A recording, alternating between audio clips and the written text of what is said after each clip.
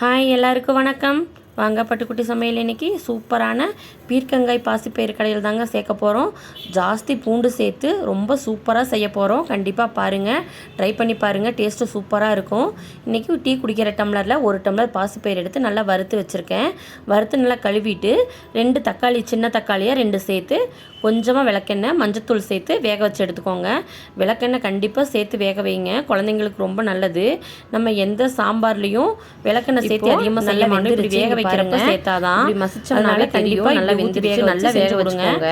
இதுதாங்க எண்ணெய் பாட்டில், உங்களுக்கே தெரியும். இந்த பாட்டில் ஊற்றி வச்சுட்டீங்கன்னா நீங்கள் கொஞ்சம் கூட எண்ணெய் தாளிச்சிடலாம். ஒரு இரும்பு கடாய் இல்லைன்னா மண்சட்டியில் செய்யுங்க, டேஸ்ட்டு சூப்பராக இருக்கும். எதில் வேணாலும் செய்யலாம், ஆனால் இதில் செஞ்சிங்கன்னா டேஸ்ட்டு சூப்பராக இருக்குங்க. நல்லெண்ணெய் ஊற்றிக்கிங்க, 2 ஸ்பூன் நல்லெண்ணெய், கொஞ்சமாக வரமல்லி சேர்த்து 1/4 ஸ்பூன் ஜீரகம் சேர்த்து நல்லா பொரிஞ்சதுக்கப்புறம் ஒரு 10-20 பல் பூண்டு சேர்த்துக்கோங்க. பூண்டு நல்லா பொன்னிறமாக பொரிஞ்சு வர அளவுக்கு நல்லா வதக்கி விடுங்க. நீங்கள் எந்த பியூரான எண்ணெய் சேர்த்திங்கனாலும் இப்படி தாங்க நுரையாக வரும். அதனால் நீங்கள் ஏன் இப்படி வருதுன்னு பயக்க வேண்டாம். நம்மளா செக்கில் கொடுத்து ஆட்டின எண்ணெய், அதனால் அப்படி பியூராக தான் இருக்கும்.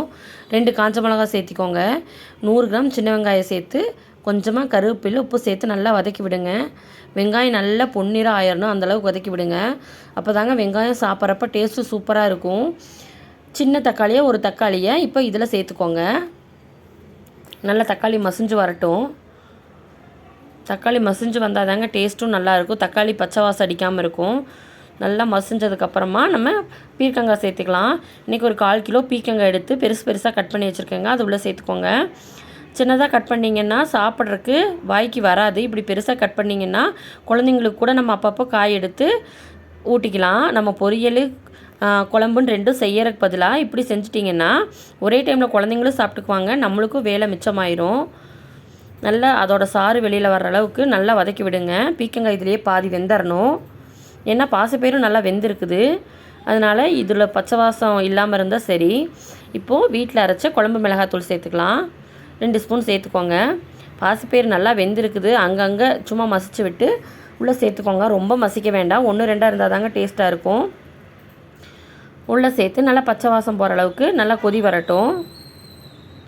உங்களுக்கு எவ்வளோ தண்ணி வேணுமோ அவ்வளோ தண்ணி சேர்த்துக்கோங்க. இந்த குழம்பு சப்பாத்திக்கும் டேஸ்ட்டாக இருக்கும், சாப்பாட்டுக்கும் சூப்பராக இருக்கும்.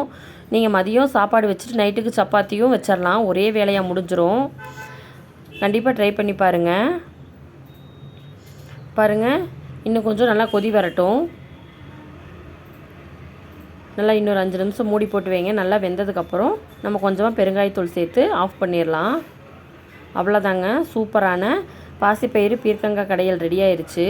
ஜாஸ்தி பூண்டு சேர்த்துக்கலாங்க, எவ்வளோ வேணாலும் சேர்த்துக்கலாம். பூண்டு ரொம்ப நல்லது, அந்த பூண்டு வாசம் இருக்காது, அதனால் நம்ம ஜாஸ்தியும் சேர்த்துக்கலாம். சூப்பரான பாசிப்பயிறு பீர்க்கங்காய் கடையில் ரெடி ஆயிடுச்சு. இன்றைக்கி இது தாங்க நம்ம வீட்டில் லஞ்சு. தேங்க்யூ ஃபார் வாட்சிங்.